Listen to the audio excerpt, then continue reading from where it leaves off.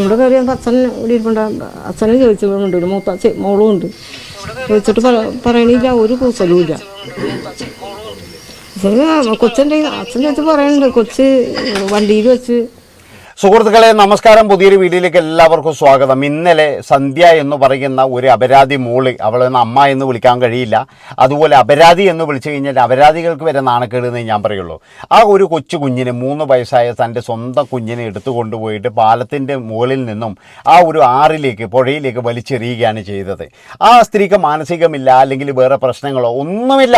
അതിൻ്റെ ഒരു എന്താ പറയുക, ഇപ്പോൾ ഒരു കുത്തിത്തിരിപ്പ് എന്നൊക്കെ പറയില്ലേ, അത് തന്നെയാണ്. അതിനെയൊക്കെ എന്ന് പറഞ്ഞു കഴിഞ്ഞാൽ ശരിക്കും ആ കൊച്ചിനെ ചാടിയില്ലേ, ആ ഒരു സ്ഥലത്ത് വെച്ച് തന്നെ എന്ന് പറഞ്ഞു കഴിഞ്ഞാൽ അതിനെയൊക്കെ കെട്ടിത്തൂക്കണം എന്നാണ് എനിക്ക് പറയാനുള്ളത്.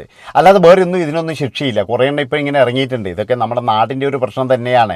അതായത് ഇപ്പോഴെന്ന് പറഞ്ഞാൽ വർദ്ധിച്ചു വരുന്ന ലിവിങ് ടുഗദറുകളും അതുപോലെ തന്നെ എന്ന് പറഞ്ഞാൽ ഒന്നും സ്നേഹമില്ലല്ലോ, ഒന്നിനും കുടുംബജീവിതത്തോട് താല്പര്യമില്ല. എല്ലാത്തിനും എന്ന് പറഞ്ഞാൽ കാമം തലക്ക് പിടിച്ചിട്ടാണ് ഉള്ളത്.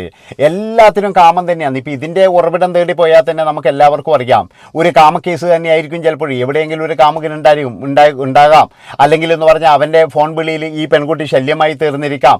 അതായത് അവനോട് കൂടുതൽ സൊള്ളാൻ കഴിയുന്നുണ്ടാവില്ല. നമുക്കറിയാലോ, കാമം തന്നെയാണ്. തിന്നിട്ട് എല്ലിൻ്റെ ഇടയിൽ കുടുങ്ങിയിട്ട് ഇപ്പോൾ കുറേ എണ്ണം എന്ന് പറഞ്ഞു കഴിഞ്ഞാൽ ഏതെങ്കിലും ഒരുത്തൻ്റെ വിളിയും കാത്തിട്ട് പൊളത്തി വെച്ചിരിക്കുന്നുണ്ട് എന്നുള്ളതാണ്. അതായത് പൊളത്തി വെച്ചിരിക്കുക എന്ന് പറഞ്ഞു കഴിഞ്ഞാൽ ഇനി തെറ്റിദ്ധരിക്കേണ്ട, ഞാൻ നിലത്തിരിക്കുക എന്നാണ് ഉദ്ദേശിക്കുന്നത്. അപ്പോൾ ഇങ്ങനെയുള്ള കുറേ ടീമുകൾ, കാമക്കടുവകൾ നമ്മുടെ നാട്ടിലുണ്ട്. അതിന് കണക്കായിട്ട് കുറേ കാമുകന്മാരുണ്ട്, ഒരു ജോലിയുമില്ലാതെ കല്യാണം കഴിക്കാതെ ഇതുപോലെ സുഖിപ്പിച്ച് മാത്രം കൊടുക്കുന്ന കുറേ കാമുകന്മാരും നമ്മുടെ നാട്ടിലുണ്ട്. അവസ്ഥകളൊക്കെ കൂടിയിട്ട് ഈ കുടുംബജീവിതം എന്ന് പറയുന്ന ഒരു കോൺസെപ്റ്റ് തന്നെ ഇല്ലാതാക്കിക്കൊണ്ടിരിക്കുകയാണ്. ഇവർക്കൊക്കെ വേണ്ടതെന്ന് പറഞ്ഞു കഴിഞ്ഞാൽ അത് കുടുംബം വേണ്ട, ഒന്നും വേണ്ട. നമുക്ക് എന്താ വേണ്ടത്? സുഖിക്കുക മാത്രം ചെയ്യണം. അത് മാത്രമാണ് നമ്മുടെ ലക്ഷ്യം. പിന്നെ മറ്റൊരു കാര്യം എന്ന് പറയുന്നത്, അതായത് ഈ സ്ത്രീയുടെ അമ്മയുടെ വാക്കാണ് നമ്മൾ കുറച്ച് നേരത്തെ കേട്ടത്. കുറച്ചുകൂടി കേൾക്കാനുണ്ട്. ഈ വാക്ക് കേട്ടപ്പോഴേ എനിക്ക് തോന്നിയത്, ഇവർക്കൊന്നും ഒരു കൂസലും ഇല്ലടേ. 3 വയസ്സുള്ള ഒരു കൊച്ചു പോയിട്ട്, ഒരു കൊച്ചു മരിച്ചിട്ട് നമുക്കവരെ നേരിട്ടറിയില്ല. നമുക്കൊക്കെ എന്ന് പറഞ്ഞാൽ ഈ പത്രമാധ്യമങ്ങളിലൂടെ മാത്രമാണ് ഈ കുടുംബത്തെ അറിയുന്നത്. എന്നിട്ട് നമുക്കൊക്കെ എന്ന് പറഞ്ഞ ഒരു നോവ് മാത്രമാണ് ആ ഒരു കല്യാണി എന്ന് പറയുന്ന ഒരു കൊച്ച്. അതിൻ്റെ ഒരു ബാറ് പോലും, ഒരു ഇതുപോലും, ഒരു സ്നേഹം പോലും ഈ തള്ളക്കില്ല. തള്ളൻ്റെ വാക്കുകൾ കേൾക്കണം. ഇവിടെ കയറി അച്ഛൻ ഇവിടെ ഇരിപ്പുണ്ട്. അച്ഛനെ ചോദിച്ചിട്ടുണ്ട്, ഒരു മൂത്ത മോളും ഉണ്ട്. ചോദിച്ചിട്ട് പറയണില്ല, ഒരു കൂസലും ഇല്ല. കൊച്ചൻ്റെ അച്ഛൻ ചോദിച്ച് പറയുന്നുണ്ട്, കൊച്ച് വണ്ടിയിൽ വെച്ച് കൊച്ചങ്ങോട്ട് പോയെന്ന് കണ്ടില്ല, അങ്ങനെ പറഞ്ഞവള്. ആ വരും, എന്തെങ്കിലുമൊക്കെ പൈസയൊക്കെ മതി, വേറെ ഒന്നും വേണ്ട. അപ്പം ഞങ്ങൾ എന്തെങ്കിലും പൈസ എന്തെങ്കിലും വേണ്ടി കൊടുക്കും. എപ്പോഴും ഇല്ല, മാസത്തിലൊക്കെ.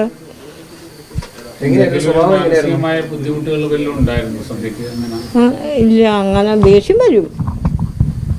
ദേഷ്യം വന്നാൽ ഭയങ്കര ഇതാണ്, അല്ലാണ്ട് വേറെ കുഴപ്പമൊന്നുമില്ല. ഇല്ല, അത് അങ്ങനെ കുഴപ്പമൊന്നുമില്ല.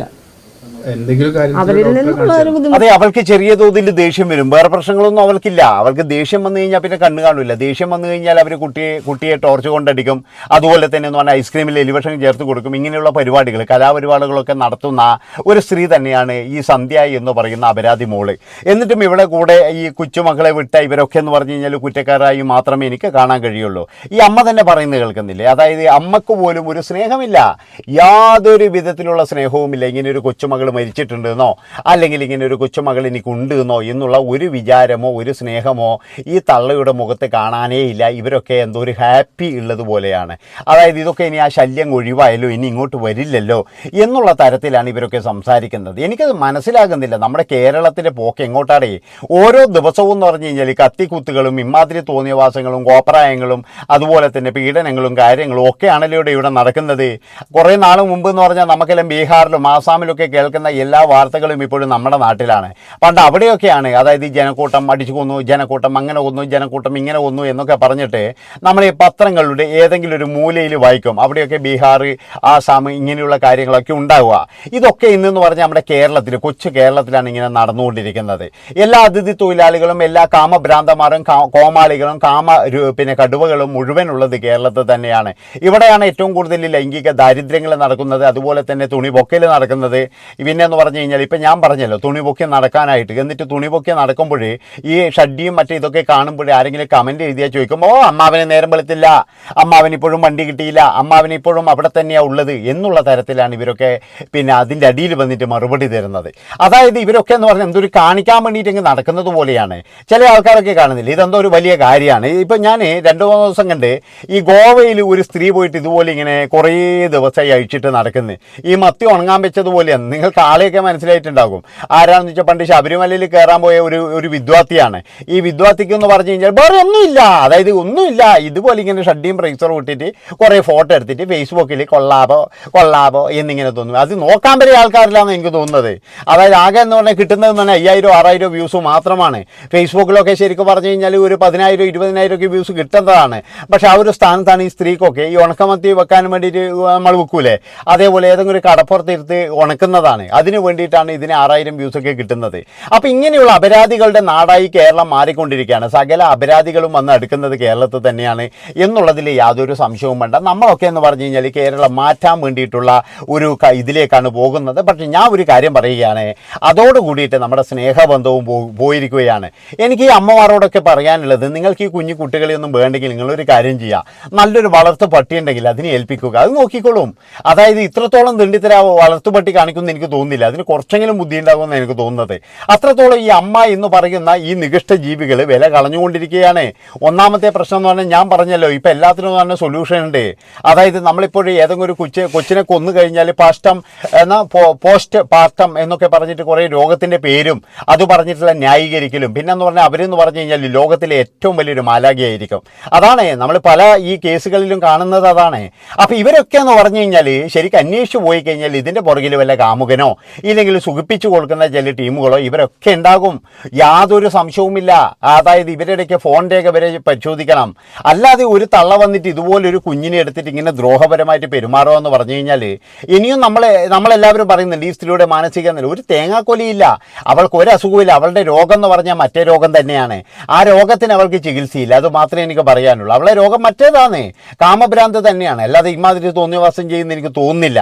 അതുപോലെ തന്നെ എന്ന് പറഞ്ഞാൽ നമ്മളെല്ലാവരും കണ്ടതാണ്, ഇപ്പോൾ കാമഭ്രാന്തിൻ്റെ പേരിൽ എത്ര കുട്ടികളുടെ ജീവനാണ് പോയിരിക്കുന്നത്, എത്ര അമ്മമാരാണ് കാമുകൻ്റെ കൂടെ പോകാൻ വേണ്ടിയിട്ട് കുഞ്ഞുങ്ങളെ നശിപ്പിച്ചിരിക്കുന്നത്.